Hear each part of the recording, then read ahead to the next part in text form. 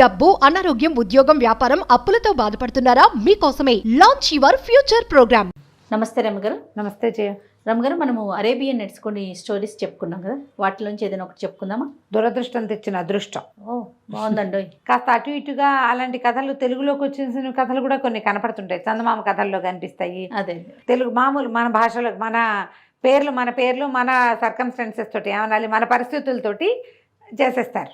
బాగున్నాయి కథలు, మంచి మంచివి. పూర్వం అంటే రియాద్ నగరంలో అబూబకర్ అని ఒక అబ్బాయి ఉండేవాడట. ఇంచుమించు అనాథగా చెప్పాలి. వాళ్ళ నాన్న వాళ్ళు ఏదో తల్లిదండ్రులు వదిలిపెట్టిన ఆస్తులన్నీ అవగొట్టేసుకున్నాడు, ఏమీ లేవు, బికారి అయిపోయాడు. ఏమిటో ఈ కథల్లో, బాగ్దాదు కథలు, ఖలీఫా కథల్లో అన్ని ఆస్తులు పోగొట్టుకుని బికారి అయిపోయిన కథలు బోల్డ్ కనపడతాయి. ఓకే, అంత బికారులు అయిపోవడానికి ఆ కాలంలో అవేమో పాతకాలపు కథలు. అంత డబ్బంతా ఎటా పోగొట్టేసుకునే వాళ్ళు అర్థమై చావదు మనకి. వాళ్ళు ఏం చేసి పోగొట్టేసుకున్నారు? తాగుబోత్తనము, ఏమన్నా జూద గృహాలు, వ్యసనాలు, తర్వాత బానిసలు. సరే, ఇక డబ్బులు లేవు, ఎక్కడో ఏది దొరికితే తిని ఏదో ఒక పని చేసి అటు చేస్తుండేవాడు. ఒకసారి ఒక మసీద్ దగ్గర పడిపోయాడట, స్పృహ తప్పి. పడిపోతే అయ్యో వీడు అంత ఒళ్ళేరకుండా పడి ఉన్నాడని ఆ వెళ్ళేవాళ్ళు దానాలు చేస్తారు కదా, వెళ్ళేవాళ్ళు దినార్లు విసిరారట. గోల్డెన్ డబ్బు ఒక దినార్లు పడ్డాయి. ఇంతలో వెళ్ళేవాళ్ళు ఎవరో చూసి ఒకళ్ళు అయ్యో పాప వీడు మొహం తీరి పడిపోయినట్టున్నాడని పన్నీరు రోజు వాటర్ అద్దె పట్టుకెళ్తారు. ఆ రోజు వాటర్ వాడి మొహం మీద జల్లి చేతిలో ఉన్న 4 ఖర్జూర పళ్ళు వాడి చేతిలో పెట్టారు. అబూబకర్ లేచి చూసుకున్నాడు. ఒళ్ళెరకన్నా నిద్రపోతున్నాను, రోడ్డు మీద పడుకున్నానని చూస్తే తన మీద అంతా రూపాయి బిళ్ళలు, దినార్లు గబగబా ఏరుకున్నాడు. ఎవరో మహానుభావులు వేశారని ఆ ఖర్జూర పళ్ళు తిని కాస్త ఓపిక వచ్చాక ఏం చేశాడు, దీనార్లు పుచ్చుకుని 2 ఖర్జూరాలు తింటే అంత పడిపోయిన స్పృహతపై ఇదిగా ఉన్నవాడికి కొంచెం ఎనర్జీ వస్తుంది. వెళ్ళి ఆ దీనార్లు పెట్టి పళ్ళేవో కొనుక్కున్నాడు. కొనుక్కునేసరికి ఆ పళ్ళు పోల్చి తిరగపోతుంటే కోత అక్కడ కూర్చుంది. వాడికేసే చూస్తుంటే ఏమనుకున్నాడు అబూబకర్, అయ్యో పాపం దీనికి నాకు మళ్ళీ ఎవరో ఉండుంటారు, తిండి కోసం చూస్తుంది అని చెప్పేసి పండు దాని చేతిలో పెట్టాడు. ఆ పట్టకటకా తినేసింది. 2 పండు వలిస్తే మళ్ళీ చూస్తుంది, మళ్ళీ ఇచ్చేసాడు. 6 డజన్ అరటిపళ్ళు కొంటే 6 అరటిపళ్ళు తినేసింది కోతి. ఏమనుకున్నాడు ఇతను, పోనీలే ఖర్జూరాలు తిన్నాం, ఓపిక వచ్చింది, ఇంకా దినార్లు ఉన్నాయి, కొనుక్కుందానిలే, ముందు ఓపిక వచ్చింది కదా అని ఏం చేశాడు, బయలుదేరి వెళ్ళాడు. ఆ కోతి కూడా అతను వెంట పడి వచ్చింది. వాడికి ఏమనిపించింది, ఎవరు దిక్కులేదు మనకి, మన వెనకాల ఎవడు రాడు, ఇదేమిటో మన వెనకాల వస్తుందో రానిచ్చాడు. ఏదో పలహారాల సాల్లోకి వెళ్ళాడు. ఒక దీనారం ఇచ్చి ఆహారం తీసుకున్న పళ్ళని పెట్టి కోతికి కూడా పెట్టి 6 అరటిపళ్ళు తినేసి ఇది కూడా తినేసింది. సరే, అక్కడి నుంచి బయలుదేరాడు ఎక్కడైనా పడుకోవడానికి. లోపలికి వెళ్తూ ఉంటే కోతి వాడిని అనుసరించే వస్తుంది. ఇదేటో వెంట వస్తుంది అనుకుని దగ్గరికి తీసుకున్నాడు. ఏమిటి దోస్తు, నువ్వు నాతో వస్తావా అని అడిగాడు. అడిగితే కోతి వాడికేసే చూస్తుంది. సరేలే పోదాం పదా అని ఆ కోతిని ఎత్తుకుని భుజం మీద ఎక్కించుకున్నాడు. నడిచిపోతుంటే ఒక పురాతన పాడుబడిపోయిన ఇల్లు ఒకటి ఉంది. వీడికి అక్కడ ఒక పగిలిపోయిన అద్దం ఉంటే చూసుకున్నాడు. జుట్టిట నిలబడి మాసిపోయిన గడ్డం, చింపిరి జుట్టు, చింకి గుడ్డలు, తన అవతారానికి ఎవ్వడూ తన లోపలికి రానివ్వడు. ఏ బిల్డింగ్లోకి వెళ్దామన్నా, సత్రంలోకి వెళ్దామన్నా ఎవరు రానివ్వడు, బిచ్చగాడల్లే ఉన్నాడు. అది మన ఎవరు రానిస్తారు? పైగా నీలాంటి కోతిని వెంట పెట్టుకెళ్తే సత్రం వాడు అసలు రానివ్వడు. డబ్బులు చూపిస్తే పోనీ రానివ్వచ్చు, కోతలు తీసుకొస్తే ఒప్పుకోవద్దు. పొద్దున్నుంచి నా వెనకాల పడి తిరుగుతున్నావు, నిన్ను వదలటం నాకు ఇష్టం లేదు, ఇదే మన రాజమహల్, పద లోపలికి వెళ్దామని ఆ పాడుబడిన ఇంట్లోకి లోపలికి పోయాడు ఆ కోతితో సహా.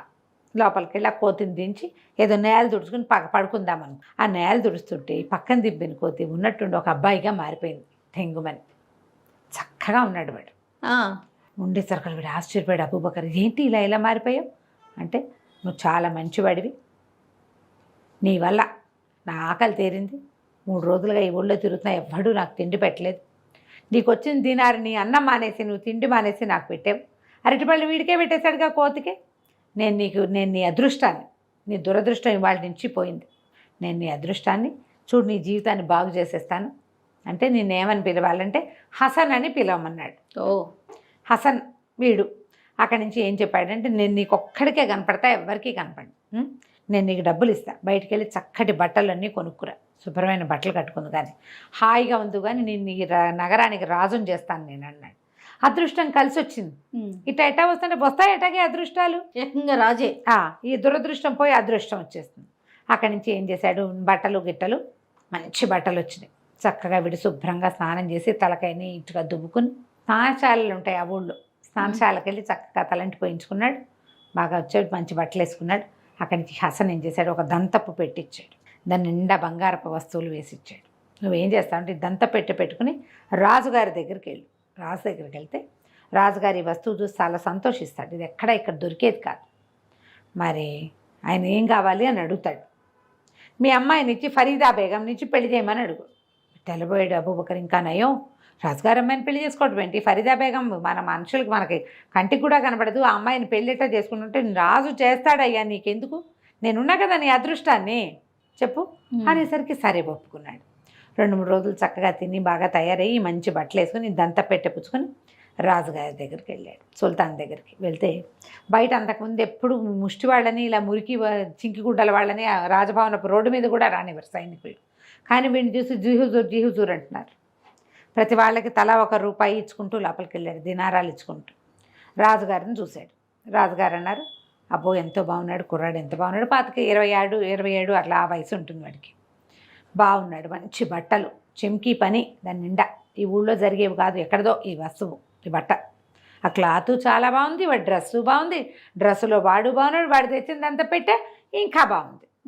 దంత పెట్టే చూసేసరికి రాజు ఆశ్చర్యపోయాడు. ఆ సుల్తాన్ తెరిచి చూస్తే ఏముంది, అందులో అన్ని వజ్రాభరణాలు అవి ఉన్నాయి. చాలా ఆశ్చర్యపోయాడు. మీకేం కావాలి, నేను మీకేం చేయగలనంటే, అంటే మీరు చేయగలరో లేరో అన్నాడు. ఏం కాదు, నువ్వు ఏది అడిగినా చేస్తాను అనేసరికల్లా సరే రాజు అన్నాడు, చెప్పు అనేసరికి మనవాడు అబూబకర్ చెప్పాడు, ఫరీదా బేగంని వివాహం చేసుకోవాలనుకుంటున్నాను, మీ అమ్మాయిని నాకు ఇచ్చి పెళ్లి చేయండి అన్నాడు. రాజుగారు గతుక్కుమన్నాడు. వజీర్ కేసి చూశాడు. వజీర్ దగ్గరకు వచ్చి నుంచున్నాడు. ప్రభు, మనం ఆలోచించద్దు జహాపన, ఎందుకంటే ఒక్కడే అబ్బాయిల్లే ఉన్నాడు, ఏమి ఫ్యామిలీ గీమిలీ లేదు, ఎక్కడి నుంచో వచ్చాను, పురాతన కాలపు సంపదలు ఉన్నాయని చెప్తున్నాడు. ఏం సంపద ఉందో కనుక్కుందాం. మనకైనా తాడు బొంగరాలు లేనివాడే కావాలి, మన అమ్మాయిని తీసుకుపోకూడదు, వాడు ఇక్కడే ఉండాలి. మనకంటే ఆస్తిపరుడు అయి ఉండాలి. ఎవరికైనా పిల్లని ఇచ్చేటప్పుడు ఆస్తిపరులు కావాలి. సరే బాగుందిగా, అందుకని సరే చేయమన్నాడు. వజీరే చెప్పాడు. సుల్తాన్ వారి దగ్గర అద్భుతమైన రత్నహారం ఒకటి ఉంది, కొన్ని కోట్ల ఖరీదు చేస్తుంది. మా రాజ్యం కంటే దాని విలువ ఎక్కువ. అలాంటి రత్నాభరణాలు ఏమైనా మీ దగ్గర ఉంటే చూపించండి, అప్పుడు మా అమ్మాయిని మీకు ఇచ్చి పెళ్లి చేస్తాం. మాకంటే ధనవంతుడు కావాలి కదా అల్లుడు, దామాది ఎప్పుడు ధనవంతుడు కావాలి అనేసరికల్లా అబూబకర్ చూపించండి నేను చూస్తాను అన్నాడు. రాజుగారు ఇంత పెట్టోడు తెప్పించారు. ఆ పెట్టెలో పెద్ద రత్నాభరణం ఒకటి బ్రహ్మాండంగా, ఎంత బాగుందో. అక్కడి నుంచి కోసేసాడు వీడు. మా తాతగారి పెట్టెలో పురాతన సామాన్లు చాలా ఉండాలి, ఖజానాలో, మా పురాతన ఖజానాలో వెతుకుతాను, ఇలాంటివి 3-4 చూసినట్టు గుర్తుంది నాకు, తీసుకొచ్చి చూపిస్తాను మీకు, చూపించాక పెళ్లి పెట్టుకుందాం అన్నాడు. అని హుందాగా ఆ వజ్రాభరణాన్ని చూసేసి ఇతను ఏం చేశాడంటే మంచి ఇల్లు ఒకటి బాడికి తీసుకోమన్నాడు. మొదటి హసన్ ఈ కోతి మంచిగా మారాడు కదా, బోల్డ్ డబ్బిచ్చి వీడితో ఒక పెద్ద భవనం తీయించాడనమాట. ఆ భవనంలో ఉంటున్నారు. అక్కడికి వెళ్ళి ఆ హసన్ లోపల కూర్చుంటే వాడిని చూసి మెళ్ళో ఉన్న వస్తువులన్నీ తీసి పారేసి చొక్కా విప్పేస్తూ, మనకేం పెళ్ళవదు గిల్లవదు, ఆవిడ కోసేసి వచ్చాను, మన దగ్గర ఎక్కడ అట్లాంటి ఆభరణాలు, అది ఎంత బాగుందో, అట్లాంటి ఆభరణాలు దొరకవు అంటే అది ఎట్లా ఉందో గీసి చూపించమన్నాడు. ఇదిగో ఇట్లా ఉందని గీసి చూపించాడు. ఇంతే కదా, ఒకటి కాదు 6 డజన్ ఇస్తా నీకు, పెళ్లి చేసుకుందు కానీ. బాగుందిగా. చాలా సంతోషించి కావలించుకున్నాడు హసన్. ఫరీదా బేగంని పెళ్లి చేసుకోవడం అంటే ఏమిటో తెలుసా, జన్మంతా ఖజానాలో ఉండటమే. నాకు అలాంటి అదృష్టాన్ని పట్టిస్తున్నావు, నీలాంటి స్నేహితుడు ఎవరికైనా దొరుకుతాడా లోకంలో?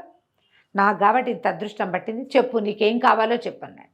చెప్తాను, నీ పెళ్ళయ్యాక చెప్తానన్నాడు వీడు. సరే ఏమైంది, రాజుగారు ఒక 4 రోజుల్లో పెట్టెలు, ఒక పెద్ద పెట్టె నిండా ఇంత బాక్స్లో 6 డజను నెక్లెస్లు వేసుకుని పట్టుకుపోయాడు, రత్నాభరణాలు. మా తాతగారి నాయనమ్మ వాళ్ళ పెట్టెలు ఉన్నాయండి నా దగ్గర, అందులో ఇవి ఉన్నాయని ఆ బాక్స్ ఇచ్చాడు. చూస్తే ఏముంది, కళ్ళు మిరుమిట్లు కొలిపేసినాయి. తమ దగ్గర ఒక్క హారం ఉంది, అది కోట్ల విలువ చేస్తాను గొప్ప చెప్పుకుంటున్నారు వీళ్ళు. 6 తెచ్చాడు వీడు, మనవాడు 6 పట్టుకొచ్చాడు. దాంతోపాటు ఇంకా ఎన్ని నగలు ఉన్నాయో, ఎవరి దగ్గరైనా ఆ బంగారం ఉందంటే ఒకే రకం 6 ఉన్నాయంటే ఇంకా ఎన్ని రకాలు ఉంటాయి, చిన్నపన్న వస్తువులు ఎన్ని కుప్పలు తెప్పలుగా ఉండుంటాయి. రాజు ఆశ్చర్యపోయాడు. గబగబా పైనుంచి దిగేసి వచ్చేసి తక్తు మీద నుంచి దిగొచ్చి కావలించుకున్నాడు అబూబకర్ని. ఇవాళ ఇచ్చి నువ్వే మా అల్లుడివి, రేపే పెళ్ళి, ధూమ్ధామ్గా పెళ్లి చేసేద్దాం అని చెప్పేసి అలంకరించండి నగరాన్ని అన్నాడు. నగరం అంతా అలంకరించారు, అబూబకర్ ఉన్న బిల్డింగ్ని అలంకరించారు, అన్నీ అలంకారం చేశారు. తెల్లవారి పెళ్లి చేశారు. పెళ్లి చేశాక సరే ఆ రాత్రి పెళ్లి కూతురు దగ్గరికి వెళ్ళాలి వీడు. అప్పుడు వాళ్ళ పెళ్ళిళ్ళు అంటే కొంచెం అమ్మాయి అబ్బాయి చూసుకునే పెళ్ళిళ్ళు కాదుగా, ఏదో ఇది పెడతారు, కోషా ఉంటుంది, అటు వేరు ఇటు వేరు ఉండి కుబుల్ హై అని అడిగిస్తారు. కుబుల్ హైలు అయిపోయాక రాత్రికి సాయంకాలం ఏడు పార్టీలు గిట్టులు అయ్యాక పిల్లాడు కలుసుకుంటారు. సరే వీడేం చేశాడు, గబగబా తన భవనానికి వెళ్ళాడు. వివాహం అయిపోయింది, నీకేదో కావాలన్నావు, ఏం కావాలో చెప్పంటే ఫరీదా బేగం దగ్గరికి వెళ్తావు కదా, ఆమె మెళ్ళలో ఒక రాగి తాయెత్తు ఉంటుంది, ఆ తాయెత్తు తెచ్చి నాకు ఇవ్వన్నాడు. బాగుంది, సింపుల్. ఏమిటి ఇంత జీవితానికి నేను ఇవ్వాల్సింది ఒక్క రాగి తాయెత్తా, అదే ఎంత చిన్న విషయం. సరేననుకున్నాడు. అక్కడి నుంచి మధ్యాహ్నం అంతా గానా బజానాలు సాగినాయి, అందరూ తాగారు, తిన్నారు, ఊరంతా పండగ చేసుకుంటున్నారు. చీకటి పడేసరికల్లా ఈ అబ్బాయిని అంతఃపురంలోకి ప్రవేశపెట్టారు, అబూబకర్ని. వెళ్ళేసరికల్లా ఫరీదా బేగం చక్కగా అలంకరించుకుని కూర్చున్నది, మేలు ముసుగేసుకుని. అప్పుడు చెప్పింది, నువ్వు మొదటిసారి వస్తువు తెచ్చినప్పుడే నేను నిన్ను చూశాను, నువ్వు నాకు ఎంతో నచ్చావు, నేను నీ ప్రేమలో పడిపోయాను, నేను నీ దాన్ని అంది. అయితే సరే నీ మెళ్ళలో తాయెత్తు తీసి నాకు ఇచ్చేయన్నాడు. నేనే నీ దాన్ని అయినప్పుడు తాయెత్తుకేముంది, తీసి ఇచ్చేస్తాను, ఇదిగో తీసుకోని తీసి చేతిలో పెట్టేసరికల్లా ఆ తాయెత్తు పుచ్చుకుని ఉండి ఇప్పుడే వస్తానని పరిగెత్తుకుంటూ వెళ్ళిపోయాడు అబూబకర్ బయటికి. వెళ్తాం గుర్రం ఎక్కి దౌడు తీసుకుంటూ తను బాగా పెట్టుకున్నాడుగా భవనం, ఆ భవనానికి పరిగెత్తుకుంటూ వెళ్ళేసరికల్లా అక్కడ కూర్చున్న హసన్కి ఆ తాయెత్తు ఇచ్చాడు. ఫరీదా నా కోసం వేచి ఉంది, వెళ్ళొస్తానన్నాడు. ఇంకెక్కడికి వెళ్ళేదని నెత్తి మీద ఒక్క పెట్టాడు ఆ హసన్. పెట్టడం ఏమిటో అంతే కథ. తెల్లారాక మెలకు వచ్చింది అబూబకర్కి. తీరా చూస్తే తను కొత్తగా తను ఏర్పాటు చేసుకున్న బిల్డింగ్లో లేడు, పెద్ద రాజభవనం తీసుకున్నాడు కదా, ఇది వరకు పాడుపడిపోయిన ఇంట్లోకి వెళ్ళాడు కదా, అద్దం విరిగిపోయిన అద్దం ఉంది, అక్కడ పడి ఉన్నాడు. లేచి చూసుకున్నాడు, తన మీద ఒంటి మీద ఎలాంటి అలంకారాలు ఉన్నారు, కొత్త పెళ్లి కొడుకు, రాజుగారి కొత్త అల్లుడు, ఇంకా మనుగుడుపులు కానీ పెళ్లి కొడుకు పాపం. బోళ్ళ నగలు కూడా వేశారు, చేతులు కానీ ఆభరణాలన్నీ అలంకారాలనే. అద్దం దగ్గరికి వెళ్ళి చూసుకుంటే ఇంకేముంది, చింపిరి చుట్టూ చీకిరి బాకిరిగా ఉన్న గడ్డము. మొదటి రోజున అద్దం చూసుకున్నప్పుడు తను ఏమిటో ఇవాళ అదే కాంతపోయాడు. అదేంటి నేను ఇలా అయిపోయాను, హసన్ నన్ను మోసం చేశాడు, వాడు నా అదృష్టం అన్నాడు, ఇదేంటి దురదృష్టంగా అయిపోయింది. ఇప్పుడు ఇంతకీ ఈ అదృష్టపు కథలో నాకు పెళ్లి కూడా అయ్యింది, అమ్మాయి నా భార్య, అదే కదా, అల్లా సాక్షిగా పెళ్లి చేసుకున్నాను. అక్కడి నుంచి పరిగెత్తి రాజభవనం దగ్గరికి వెళ్తే బయట నుంచి కేకలు పెట్టాడు. ఆ సైనికులంతా కొట్టిపారేశారు బండి. ఎవడరా నువ్వు, లోపలికి వస్తాను, నేనే మీ రాజుగారు అల్లుడిని అబూబకర్ని, ఫరీదా బేగం భర్తనంటే తిట్టారు అందరూ, కొట్టారు కూడాను. నువ్వు ఆ ఫరీదా బేగం మొగుడు ఏంటి, ఇప్పుడే ఆయన వచ్చాడు, అందరికీ గుప్పెడు బంగారం పంచిపెట్టాడు, ఆయన వచ్చి ఆ భార్యతో గడుపుతుంటే నువ్వు మధ్యలో నీగోలేమిటన్నారు. నిర్ఘాంతపోయాడు. అయ్యో బాబోయ్, నా రూపంలో ఎవరు వెళ్ళారు, తనకు తెలిసిపోయింది. ఇంకా హసనే తన రూపాన్ని తీసుకున్నాడు. బహుశా ఆ రాగి రేకు ఉండటం వల్ల ఇన్నాళ్ళు ఈ హసను అక్కడికి వెళ్ళలేకపోయాడు. ఎప్పుడైతే తాయెత్తు తీసేయబడిందో వీడు వెళ్ళిపోగలడు ఎక్కడికైనా. ఇంకేం చేస్తాడు, పెద్దగా కేకలు పెట్టాడు, ఊరంతా పిచ్చివాడిగా తిరుగుతూ ఉండిపోయాడు. రాజుగారి దగ్గరికి పరిగెత్తాడు. రాజుగారు లోపలికి రానివ్వలా, ఎవరు నమ్మరు కదా, ఎవ్వరూ నమ్మరు.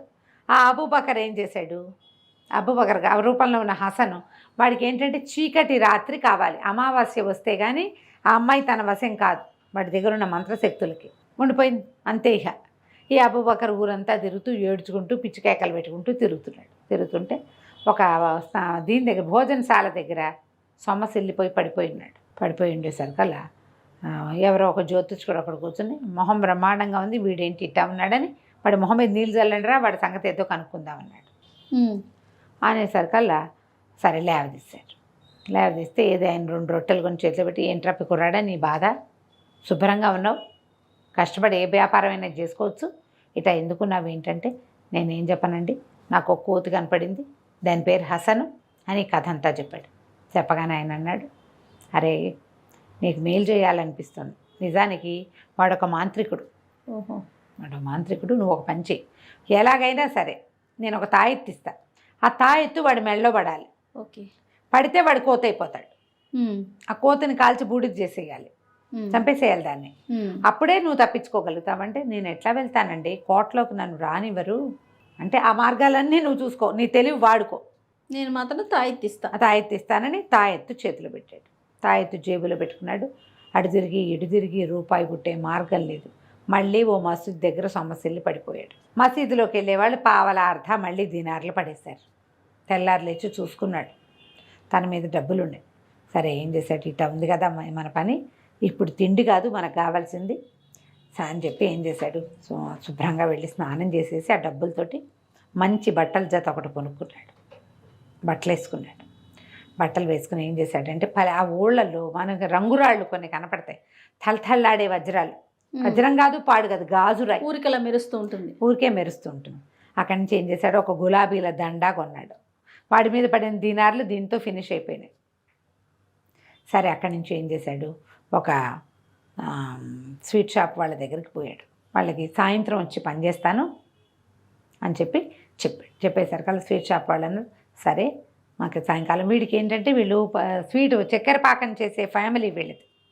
అదొక ప్రత్యేక పాళం, చక్కెర బిళ్ళలు చేస్తారు. ఆ పని తెలిసిన వాడు రేర్గా ఉంటాడనమాట. వీడికి సొంత వృత్తి చేయటం ఇష్టం లేదు ఇప్పటిదాకా. ఇప్పుడు వృత్తి చేయడానికి డిసైడ్ అయ్యేసరికల్లా 10 వరహాలు జీతం, 10 దినార్లు జీతం. అయితే ఏమన్నాడు, ఒక 5 దినార్లు ఇప్పుడు ఇచ్చేయండి, పని మొత్తం ఈ నెలంతా పనిచేశాక తతమా 5 దినార్లు ఇద్దరు, కానీ డబ్బు అవసరంలో ఉన్నానంటే వీళ్ళ ఫ్యామిలీ తెలుసు వాడికి. ఆ స్వీట్ షాప్ వాడు ఏం చేశాడు, 5 దినార్లు వీడి చేతిలో పెట్టాడు. వీడు 5 దినార్లు, గులాబీల దండ, మేలిమిగా అనబడే చవక రకం వజ్రము, ఆ రాయి పుచ్చుకుని మన రాజుగారి దగ్గరికి పోయాడు. బయట వరుసగా సైనికులు ఉంటారు కదా, తలా 1 దినారు చేతిలో పెట్టాడు. రాజుగారిని చూడాలి అని రాజుగారి దగ్గర ప్రవేశపెడితే ఎవరో ఏమిటో అంటే, మీ యువరాజు గారిని చూడాలి, అల్లుడు గారిని చూడాలి, ఆయన కోసం నీ వజ్రం తెచ్చాను, ఆయనకి ఫరీదా బేగం లాంటి వజ్రం దొరికింది, అలాంటి వజ్రం దొరికిన మహానుభావుడికి ఈ వజ్రాన్ని కూడా ఇవ్వాలనుకుంటున్నాను అనేసరికల్లా రాజుగారు తన అల్లుడు గొప్ప చాలా ఉంది ఆయన. అదే కదా, వజ్రం చూస్తే ధగా ధగా అంటోంది. దాని పక్కన గులాబీలు ఉండేసరికల్లా రంగు పడేది గులాబీ రంగు వజ్రంలాగా కనపడుతోంది. సరే, అల్లుడు గారు రూముకి దారి తీయించాడు. అల్లుడు గారే వచ్చాడు. ఇక్కడికి వచ్చేసరికల్లా ఫరీదా బేగం వెనకాల ఎక్కడో ఉంది, ఆవిడ ఘోష కదా, రాజుగారు, వజీరు, అల్లుడు గారు ముగ్గురు నుంచున్నారు. వీడేం చేశాడు, ఆ గులాబీల దండలోనే తనకి తాయెత్తు ఇచ్చాడు కదా జ్యోతిష్కుడు, తాయెత్తుని కట్టేశాడు. దండ వేసేసరికల్లా ఆ వజ్రం చేతిలో పెట్టి ఆ దండ వేశాడు. వెయ్యటం ఏమిటి, మరుక్షణం అంత పొడుగునున్న హసన్ గాడు ఒకేసారి అబూబకర్ రూపంలోనే ఉన్నాడు కదా, కుదించిపోయి కోతి పిల్ల అయిపోయాడు. అయిపోవటం ఏంటి, వీడు ఒక్క ఎగిరెగిరి ఆ కోతిని గట్టిగా పుచ్చేసుకున్నాడు. సుల్తాను, వజీరు కేకలు పెట్టారు, ఎవడ్రా మా అల్లుడిని కోతిని చేసావు దుర్మార్గుడా అని అరిచర్చి కేకలు పెట్టారు. కేకలు పెడితే వీడు నిజంగా కోతేనండి, అబూబకర్ని నేను, నాకే మీ అమ్మాయి నుంచి పెళ్లి చేశారు మొన్న, నేనే మీకు వస్తువులు తీసుకొచ్చి చూపించాను అనేసరికల్లా, నువ్వే మోసగాడివి ఎందుకు కాకూడదు, నువ్వు మా అల్లుడిని ఇట్లా చేసి నువ్వే మోసగాడివేమో అని అన్నాడు రాజు. ఇంతలో ఒక జ్యోతిష్కుడు లోపలికి వచ్చాడు. ఆయన ఎవరు, వీడికి తాయెత్తు ఇచ్చినవాడు. ఓకే, ఇంతే కాదు, ఆ ఫరీదా బేగం మెడలో ఉన్న రాగి తాయెత్తు ఇచ్చింది కూడా ఆ జ్యోతిష్కుడు. ఓహో, ఆ జ్యోతిష్కుడు ఏం చెప్పాడంటే, కాదు ఇతనే మీ నిజమైన అల్లుడు, మనం 11వ ఏట కట్టాం తాయెత్తు, ఆ 11వ ఏట ఆ అమ్మాయి మీద ఒక అఘాయిత్యం జరిగింది. ఇట్లా మా మంత్రశాలి ఒకడు అఘాయిత్యం చేశాడు, మీకు జ్ఞాపకం ఉంది కదా, అప్పుడు నేను ఒక తాయెత్తు ఇచ్చాను, వాడు పెళ్లి చేసుకున్నాడు. ఇది ఎప్పుడైంది, పౌర్ణమి నాడు పెళ్ళయింది. 15 రోజుల్లో అమావాస్య వస్తే కనుక ఆ అమ్మాయి అతనికి స్వాధీనం పడిపోతుంది. అందుకోసం ఈ 15 రోజుల నుంచి ఈ పిల్లతో కాపురం చేయలేదు, ఈ వారం నుంచి ఇతను ఊరికే కబుర్లు చెప్తున్నాడు. అవునా కాదా అంటే, అవును, రోజు కబుర్లు చెప్పుకుంటున్నామని చెప్పింది ఆమె. ఆ రాత్రి అయ్యేదాకా వీడికి అమ్మాయి అవేలు కాదు. ఇందులోకి లోపలికి కోటలోకి ప్రవేశించడానికి రాగిది అడ్డం ఉంటుంది కాబట్టి ఈ అబూబకర్ని పట్టుకున్నాడు. అబూబకరే మీ నిజమైన అల్లుడు అనేసరికి రాజు ఆశ్చర్యపోయాడు. ఆయన నుంచి సైనికులు పిలిపించి దీన్ని కాల్చి మసి చేయండి అంటే, ఆ కోతిని కాల్చేశారు, దాన్ని దహనం చేసేసారనమాట. 2 దెబ్బలు కొట్టి దహనం చేసేస్తే ఇంకా ఆ అమ్మాయి మీద నుంచి ఆ సాయ పోయిందనమాట. ఇంకా తాయెత్తులు గీతలు కట్టక్కర్లా. అబూబకర్ వెళ్ళి ఫరీదా బేగంని పెళ్లి చేసుకున్నాడు. పెళ్లి చేసుకోవడం ఆల్రెడీ పెళ్ళి అయిపోయింది కదా. తర్వాత ఇంకా భార్యాభర్తలు ఎంతకాలమో అక్కడే ఉన్నారు. సుల్తాన్ గారికి ఒక్కతే కూతురు. తర్వాత పిల్లలు పుడతారని చూశారు కానీ ఇంకా పిల్లలు కలగలేదు. ఈ అబూబకర్ ఫరీదా బేగంతో కాపురం చేసుకుంటూ హాయిగా పిల్లలు కానీ చాలా మంచి రాజుగా ఎందుకంటే ఈ మన మసీద్ దగ్గర 2 సార్లు ప్రజలు చేసిన దానమే అతన్ని కాపాడింది. అందుకని తప్పకుండా ప్రతి వాళ్ళు దానం చేయాలని ఒక శాసనం చేశాడట. చేసి చాలా కాలం ఆ రియాద్ రాజ్యాన్ని పరిపాలించాడు. కథ కంచికి మనం ఇంటికి. నమస్తే రమ్మగారు. నమస్తే.